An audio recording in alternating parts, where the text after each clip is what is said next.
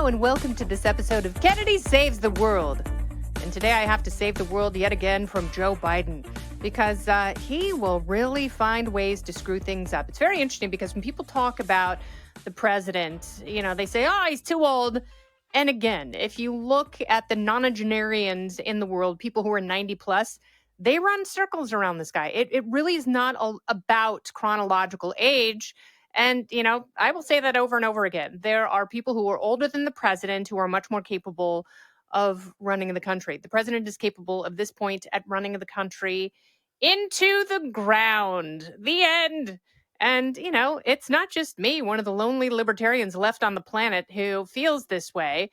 It's 70% of people, whenever they're polled, they say the same thing. And you can replace too old with a phrase like in mental decline. Everyone knows exactly what's going on. It's never going to get better. We are never going to go back to 1988 Joe Biden, the plagiarist, thank God.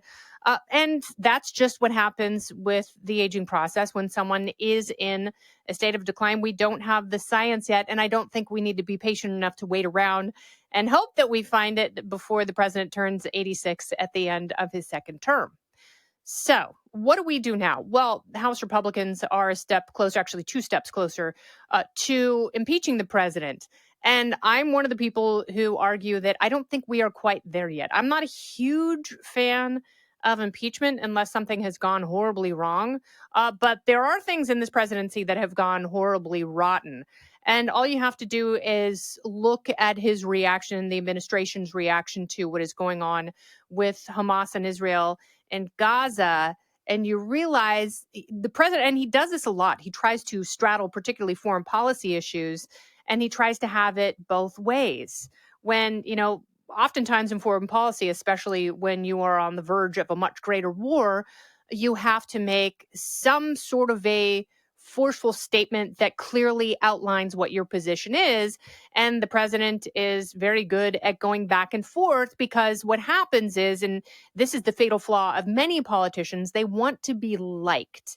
And instead of being right or believing very solidly in your policy position, you will vacillate. You'll go back and forth. Well, that's really oscillate, but you will bend toward the will of a group in your party who is very vocally opposed to what you're doing. You have to have the strength and spine to do that. And that's what makes a good leader. The president is incapable of that. And not just because he's in mental decline. I think that is one of his chief characteristics is that, he is pretty spineless. You don't really know where he stands or what kind of person he is, which always surprised me about his election because he was never going to be a transformative character. There's not enough about him that makes people curious or inspires loyalty or, a need for a shift in direction because he didn't really provide that because he doesn't have clearly stated positions that allow for a directional shift. But what he does have is the ability to make money for his family. And what I've said for a long, long time is being a vice president was great for the Biden corporation, for the people who were, senior vice presidents and voting officers and board members of that family. They were all doing very, very well because Hunter Biden and his Uncle Jim and even dear old dad were really good at forging relationships and creating what one bank investigator raised in 2018, the alarm of these sweetheart deals, and that political kids were being targeted in order to foster these relationships. Hunter Biden became addicted to the idea, clearly, of free money. So Mike Johnson, the Speaker of the House on Saturday, said, we have the votes for an impeachment inquiry. And then yesterday, James Comer released a bunch of bank records that, again, provide a roadmap to how the family was accessing and laundering money, mostly during the time when Joe Biden was vice president, some of it afterward, and sort of the hinterlands between the vice presidency and the decision to actually launch another final bid for the presidency. And that sweet spot is where the family made a lot of money. And that really is indisputable. So these bank records are important because the more we get and the more we glean, it becomes clearer how the family was getting money, particularly from CEFC, which was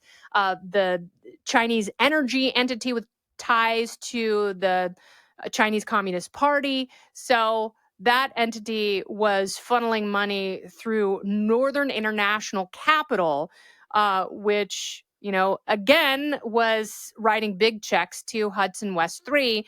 And that's where Hunter Biden directly comes in, because he had created that business, whatever it was, with Gong Wendong, who was a Chinese national who, maybe was operating as his point man. So it was going from Northern International Capital to Hudson West 3, then to Owasco PC.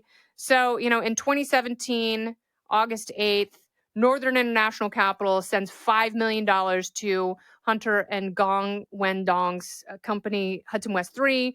And then the same day, Hudson West 3 wires $400,000 to Owasco PC. That is Hunter's entity. That is his organization. And then 6 days later, he sends $150,000 to Lion Hall, which is James, Uncle Jimmy, James and Sarah's LLC. And then 3 weeks later, Lion Hall cashes out $50,000 to Sarah Biden. And then 5 days after that, she writes a check for $40,000. So they see how it's like, 5 million goes here, and then 400,000 goes here, and then 150,000 goes here. So the increments get smaller and smaller because there's a little bit of a graft off the top for each of the people involved in this chain. But it is a pretty direct chain. And then all of a sudden, on September 3rd, Sarah writes a check, to the president, a $40,000 loan repayment. So it's like, no, all right. So if you are repaying a $40,000 loan, show us where you made the original loan in the first place. And I think people go, oh, okay, that's just families doing business. We all do it. Sometimes you have a pipe burst in the middle of the house, or you want to put new shingles on the side of your house. I get it. And if you don't want to take out a home loan, maybe you've got a public servant of a father-in-law who really shouldn't have too much extra cash lying around if he's really just looking out for the public good. But obviously, everyone else in this chain was looking out for their own bottom line. And so, eventually the president meets with officials at CEFC, that Chinese energy company. And then in 2018, the bank starts looking at this and raising red flags, going, there is a lot of suspicious activity here. And of course, that leads from one investigation to another, and a shady plea deal that eventually falls apart. So Hunter Biden is clearly in the middle of this. And, his dad will probably let him take the fall. They thought that, agreeing to some community service and being on probation, that would be enough to take care of everything. Because in that shady plea deal, as you remember, there was an agreement that Hunter wouldn't be indicted for anything of any kind in the future. And the judge in that case was like, well, I can't sign off on this because that's very suspicious. And that's when both sides sort of balked and the plea deal fell apart. But my prediction is, you remember the lady from Chipotle who ordered a burrito bowl and her order went so horribly wrong, she threw it at the restaurant worker?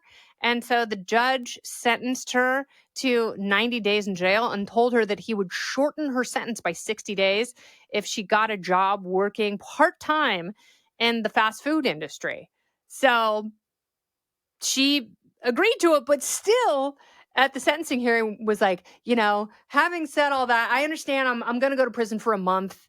I'm going to have to work in a fast food restaurant for a few months. I get it. My bad. Having said that, that burrito bowl still sucked, which I love that she had the nards to double down on that. She is going to spend more time behind bars for an impulsive moment, an unacceptable moment. You never throw food at someone who's preparing it for you, but she will spend more time in jail than Hunter Biden will for siphoning millions and millions of dollars. And then, do you remember the WhatsApp message when Hunter Biden was like, I'm sitting here with my dad, Z, who is a Chinese operative in this whole Ponzi scheme. If you don't give us $10 million, then everyone my dad knows and everyone I know and my ability to hold a grudge will make your life very, very difficult. I'm paraphrasing, but it's almost exactly what the message was. And then magically, the entity changed to just include members of the Biden family. And we can only assume that that $10 million went into another account, maybe at another bank whose records have not been subpoenaed yet. But this is all incredibly problematic. And yes, in 2018, James Comer showed that Hunter Biden, through a Wasco PC, which was third in the chain of banks and accounts that got the money from Hudson West, that got it from Northern International Capital, that got it from CEFC. So he is wiring money to his dad, $1,380 a month. And he said it was for a Ford Raptor because he had bad credit because he's a crack addict. And, he's got addiction problems and everyone has to feel sorry for him. Well, just because you have addiction problems doesn't give you the right to be an ass. And it certainly doesn't give you the right to break the law and evade taxes.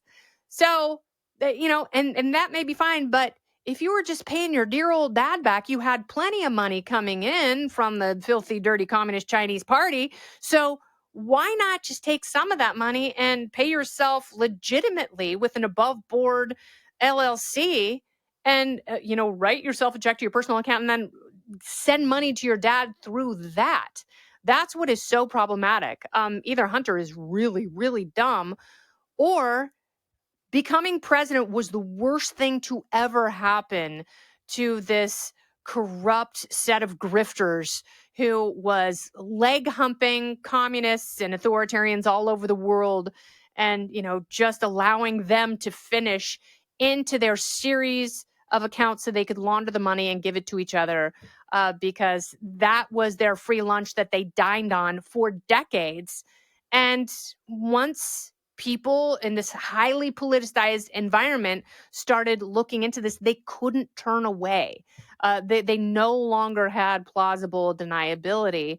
And that's where we are. It's not acceptable for Republicans. It's not acceptable for Democrats. It's not acceptable for Trumps or Clintons or Bushes or Bidens or any other political dynasty.